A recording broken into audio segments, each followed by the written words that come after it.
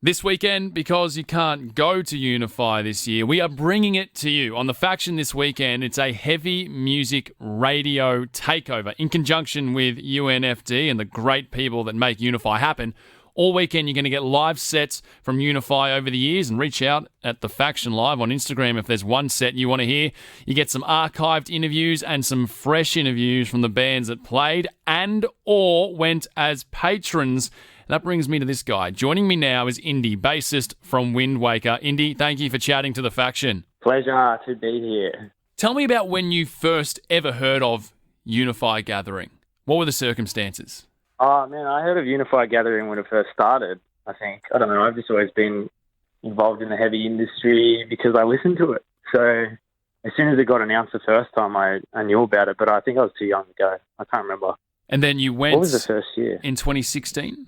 Yeah, I attended in 2016. I think that's the last time I attended, which was an absolute bunch of fun. Got very drunk and very dirty in the mosh pit. Do you remember what was the craziest mosh pit on that day? I think it was in Heart's Wake. Yeah, it was. It was in Heart's Wake.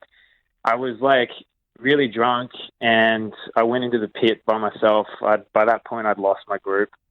And I went in the pit for survival. And made friends with like someone in the pit, as you do. And that was like one of the years that it was still out in the meadow field before they changed the location. And it was also the year before they started putting the mats down, so it was like super dusty. And the pit was just like a haze of dust. So we were all like covered in dust. I was super drunk. I bought this like trophyized t-shirt from the merch tent, and I don't know why, but I thought it was massive, so I bought like an extra large t-shirt.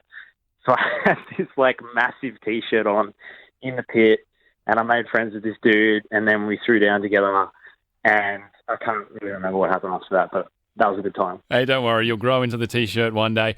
And then you played at Unify last year, and that was the pre-party. For anyone that's never been to Unify, explain what the pre-party is all about. The pre-party, I think it's like an extra purchase you can make to come earlier and get like really good spots. And they get a whole bunch of sick bands to play the night before Unify officially starts. And we headlined that party, which is sick. It's still at the same venue. It's just like the night before for all the like really keen punters that want to get there early. Do you have any memories of that show? show? Have a good time. Oh yeah, of course. That was like one of the funnest shows we've played. I think one of the bands that played before us was Bad Love, and they had these really cool sparkler cannons, and we were like, damn, they were on before us. We have to like use those, otherwise, we're headlining, so we're going to get them off them. So they let us use them, thank goodness.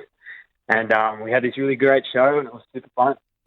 Can you give us an update for your band for 2021? What's on the horizon? 2021's album music for us. We spent a big time, obviously, because of COVID, in ISO, and wrote an album together.